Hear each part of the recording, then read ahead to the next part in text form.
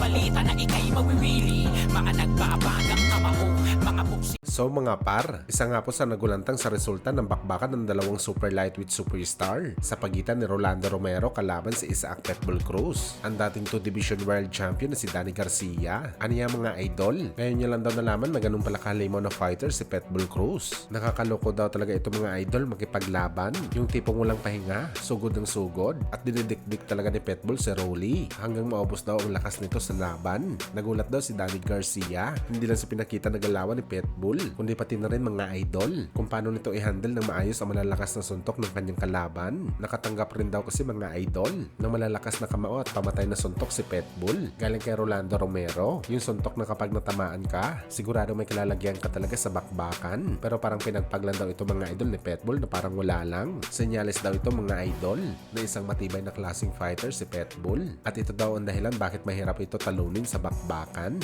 At dahil nga sa mga sinabi na to ni Danny Garcia mga idol, biglang naalala natin way back 2019 ang naging reaction nito sa ating pambansang kamao Manny Pacquiao nung nakalaban ng Pinoy legend si Keith Thurman, ang isa sa mga tumalo din kay Danny Garcia, kung saan nagulat din dito si Garcia kay Pacman dahil bukod sa galing at husay ng Pinoy, nag-ebe naman talaga simulat sa pool pa lamang. Bumilib din si Danny Boy kay Pacman dahil sa tibay nito sa edad na 40 anyos, na kung saan mga idol, tumanggap din daw siya ng heavy blows galing sa dating unified champion pero nanatili pa rin daw matibay at tinapos ni Pacman ang laban na malakas. Well, talaga magugulat ka talaga mga idol kapag ikaw si Danny Garcia dahil siya mismo natikman nito kung gaano kabagsik itong si Keith Thurman. Pero pagdating kay Pacquiao, parang ordinaryo lamang ito kumpara sa Pinoy legend. Kaya kagaya sa mga sinabi ni Danny Garcia mga idol kay Pacman dati, naniniwala din siya na pagdating sa super lightweight division, mas pinipili nito si Pitbull Cruz, ilang pinakamatibay na fighter sa lahat ng kampiyon dito.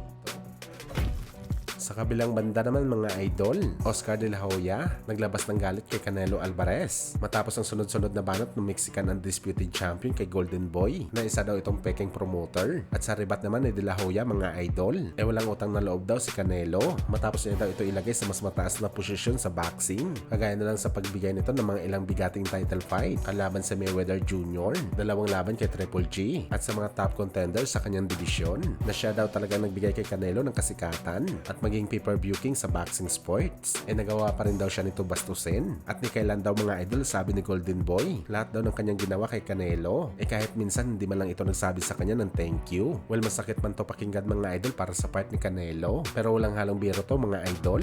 Real talk talaga ang mga sinabi ni Golden Boy. Hindi sumikat ng gusto si Canelo kung wala sa gabay at tulong ni De La Hoya para mailagay ito sa taas sa bakbakan.